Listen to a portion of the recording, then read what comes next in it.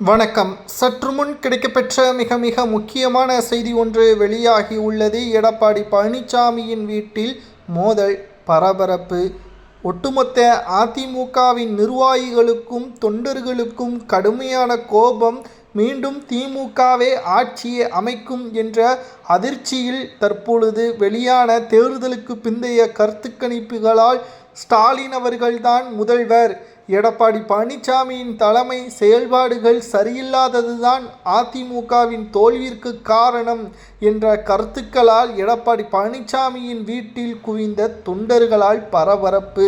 ஒட்டுமொத்த அதிமுகவையும் எடப்பாடியை நம்பி பொதுச்செயலாளர் பதவியை வழங்கி அதிமுகவை திறம்பட செயல்படுத்துவார் என்ற நம்பிக்கை வைத்து பொதுக்குழுவை அவசரமாக கூட்டி எடப்பாடியை பொதுச்செயலாளராக பொறுப்பேற்று வைத்தால் கிட்டத்தட்ட 10 தேர்தல்களில் எடப்பாடி பழனிசாமி அவர்கள் தோல்வி.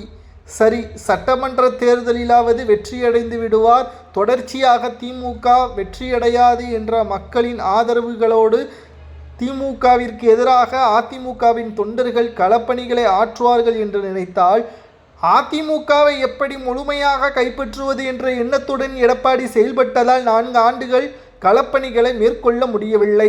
கட்சியிலிருந்து முக்கியமான நபர்களை நீக்கி அதிமுகவின் பலவீனமான மாற்றத்தை ஏற்படுத்தி திமுகவிற்கு அது பலமாக மாறியதும் ஓபிஎஸ், வைத்திலிங்கம், மனோஜ் பாண்டியன் இன்னும் பல அதிமுகவின் நிர்வாகிகள் திமுகவில் கூட்டமாக கூண்டோடு இணைந்ததுதான் திமுகவின் வெற்றி வாய்ப்பை உறுதி செய்துவிட்டது என்ற கருத்து கணிப்பு தான் தற்பொழுது அரசியல் வட்டாரத்தில் பேசும் பொருளாக மாறியுள்ளது. எடப்பாடி பழனிசாமி அவர்கள் செய்த தவறுக்கு மே 4 மாலை வெற்றியடையவில்லை என்றால் நிச்சயமாக எடப்பாடி பழனிசாமியை முழுமையான பொறுப்பேற்க வேண்டும். 2024 மக்களவைத் தேர்தலில் அதிமுக ஒரு இடங்களில் கூட வெற்றியடையவில்லை, தோல்விற்கு காரணம் தொண்டர்களும் நிர்வாகிகளும் தான் என்று அந்தர்பல்டி அடித்தார் அல்லவா? அதேபோல் இப்பொழுது பேச முடியாது. பேசவும் நினைத்தால் அதிமுகவின் தொண்டர்களும் நிர்வாகிகளும் சும்மா இருக்க மாட்டார்கள். எடப்பாடி பழனிசாமி செய்த துரோகம்தான் அதிமுகவின் தோல்விற்கு காரணம் என்ற ஒட்டுமொத்த தொண்டர்களது கருத்தும் சரியா என்பதை அதிமுகவின் உண்மையான நிர்வாகிகளும் தொண்டர்களும் கமெண்ட் வாயிலாக கூறுங்கள். மக்கள் அதிமுகவிற்குத்தான் வாய்ப்புகளை வழங்குவார்கள் என்று எதிர்பார்த்து காத்து கொண்டிருந்த நிலையில் எடப்பாடியின் செயல்பாடுகள் சரியில்லை.